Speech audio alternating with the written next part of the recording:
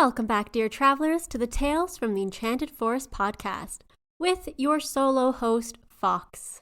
Summer is still going strong for Sparrow, who has seemingly migrated somewhere far, far away from us for the time being, but worry not, because we will see her soon again. In the meantime, you have me and whatever I've been obsessed with lately, that just happens to be urban legends, campfire tales, and native folklore.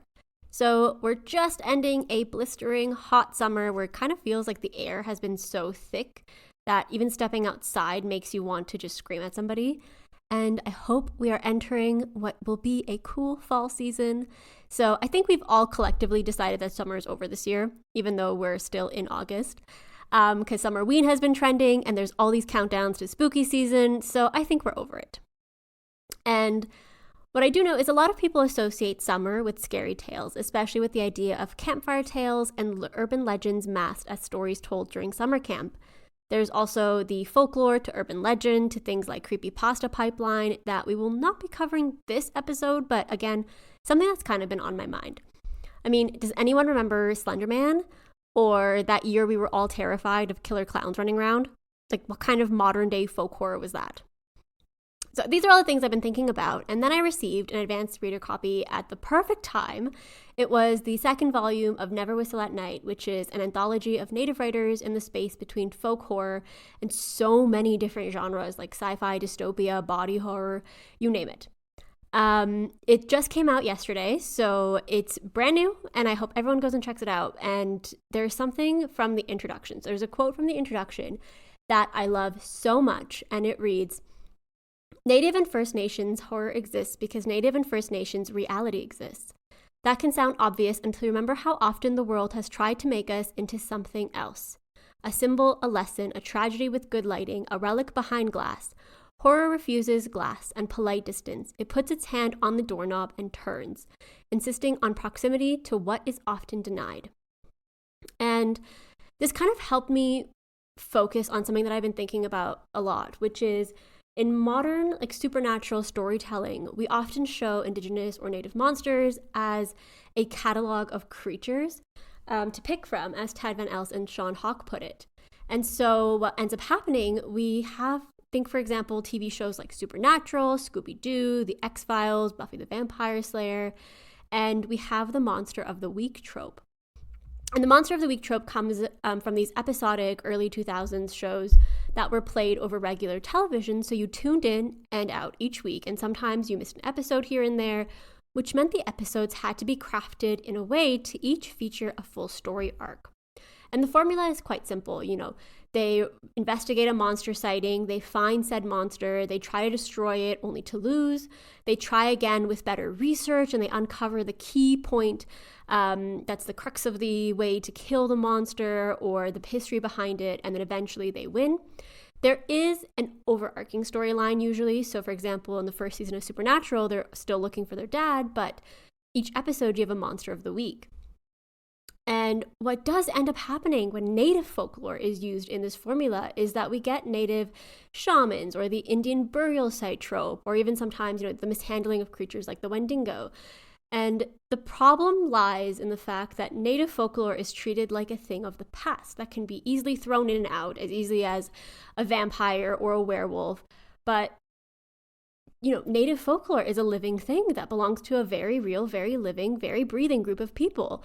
And so, native folklore exists because native people exist.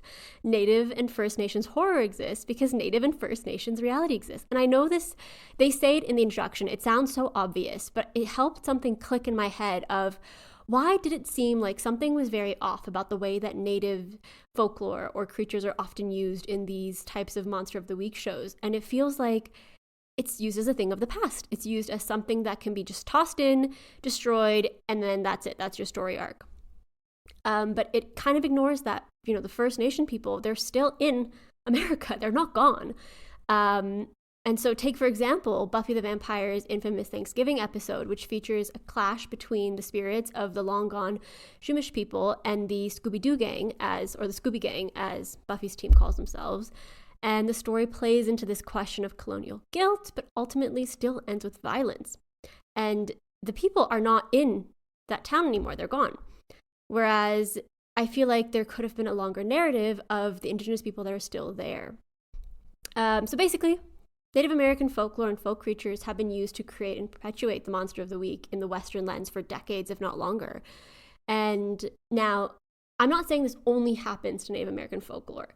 No, absolutely not. By nature, the monster of the week draws from monsters from all traditions. However, there is something very different between pulling a generic monster and citing the source of a spirit as being the bones of a First Nation group that used to exist and probably still exist in that area. Especially since Native folklore is not just a story from the past, it's a living, breathing tradition that still exists. And so that's why I am so pleased that you can find this tradition, this folklore, folk horror, in books and stories told by Native authors to this day. So I do highly recommend Never Whistle at Night. They are amazing. The books themselves are not, I would read them as each individual story. It's an anthology collection, so it's a bunch of short stories. And I will say, they are not, it's not just like, oh, I'm just going to peruse. Some of the themes are very deep, they're very heavy, they're very intricately laid out. I mean, I won't tell you more, but I will say that I was aghast more times than not, because I don't usually do horror, but there's something so well done about this collection that I was left speechless at times. I felt a lot of dread other times. There were some times where I felt like I could feel what was coming and I didn't want to turn the page because I didn't want to know. And I feel like that's the essence of suspense and horror, is the not knowing and then the things that happen in between. If you do want other collections, or if you're interested in seeing Native paranormal stories and folk horror on your screen, there is a great show that I recently found, and it's called Ghost Hunters of the Grand River. So this follows a Six Nations investigating paranormal encounters, or SNIPE, an Indigenous team that explores supernatural and paranormal sightings using a mix of traditional storytelling, insight, and modern technology. It is mostly in the Iroquois language, and in N, one of the Iroquois languages, and you can watch some of the episodes on YouTube. And so, all that to say, I have been very interested in the folk horror to urban legend pipeline, as well as kind of looking into how Native folklore has been used to create the foundations for a lot of modern media in the horror genre, and also kind of how it's been mishandled over the past decades. While researching and while exploring, I did find one story that caught my eye, and it comes from the book Tales of the Iroquois by Ray Fadden, also known as Tehanetorens. The book features pictograms to tell the story alongside text, and the story I chose was The Flying Head. Now, Tehanetorens writes that this story was told to show the fidelity of a dog, and it was the belief of the old people that those who were cruel to dogs could never reach the land of happy spirits. Please remember that this is a story without a happy ending, so if this isn't the episode for you, then feel free to skip, and we'll see you next time. So without further ado and further warnings, this is your chance to skip the episode, move on. Let us fly into our next story.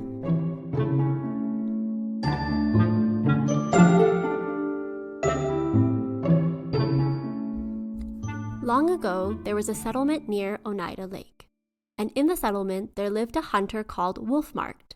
He lived at the edge of the village with 2 large wolf dogs, and together they were well known for their hunting skills.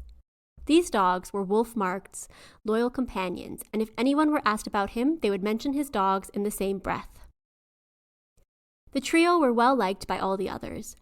Wolfmarked was always willing to share portions of his hunt with those in need without pay or reward. He was wise, skilled, and fun to play ball games with, all the qualities of a good man.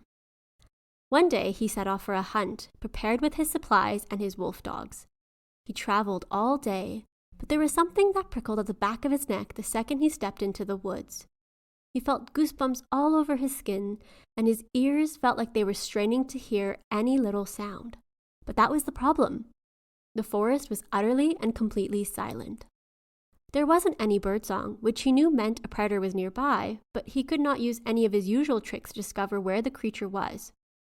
What was even stranger was that the wind itself seemed to have stopped. No leaves rustled, no branches crinkled. He was used to the sounds of the forest shifting and groaning, but today there was nothing. It felt like a silence that was waiting. He decided to go on, certain that whatever predator was near, he could still hunt it. However, his wolf dogs were not confident at all. They stayed glued to his sides, hair raised on the back of their necks, and low growls emitting from their throats. He reassured them, but continued on. They sank deeper and deeper into the silence, even as the sun shone brightly overhead.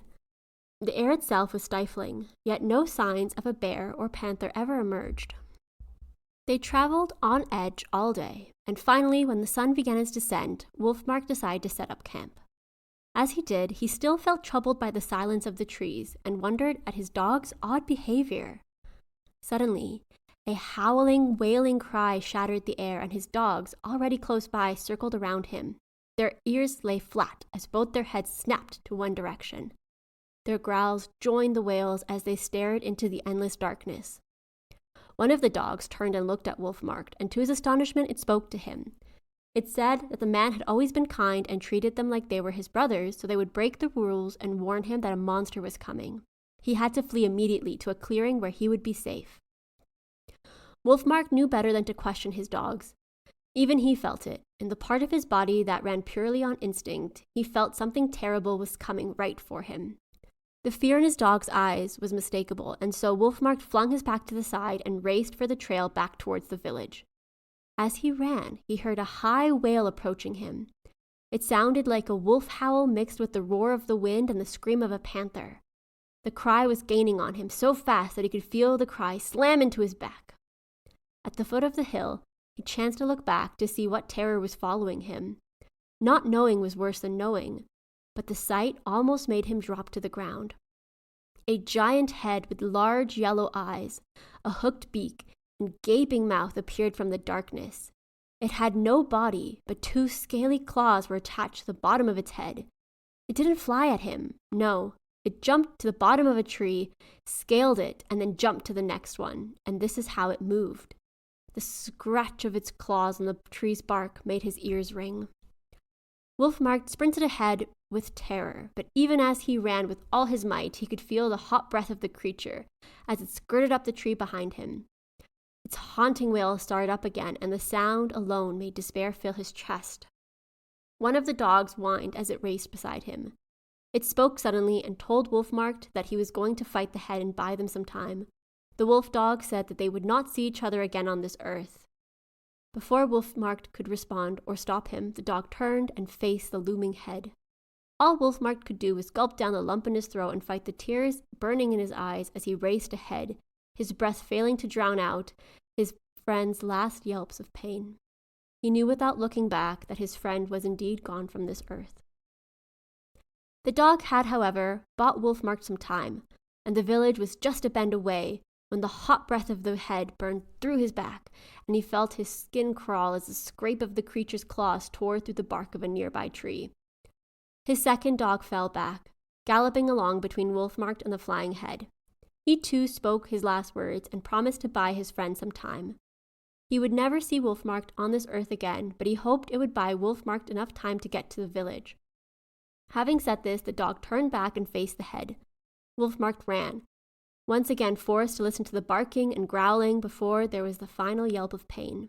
The greatest torture was perhaps knowing that his two friends, his two brothers, had died protecting him, so he had to run, even though every muscle in his body screamed with burning hot rage. He could not even turn to look back at his friends one last time. He could not bury them. He could only run as the sounds of flesh being torn and bones being crunched filled the night air. Ahead of him, he could just see the fires of his village, and with one desperate push, he staggered into the clearing and collapsed in front of his startled people. They looked at Wolfmark, pale-faced and heaving, but most tragically, alone. They could not remember a time when Wolfmark was without his two loyal companions. Then they all heard the scrape of claws, and they felt a terrible wail blow into them like a gust of wind. Collectively, they turned back to look at the trail. It was dark, and their eyes made out their own shapes in the shadows, until the darkness finally stared back.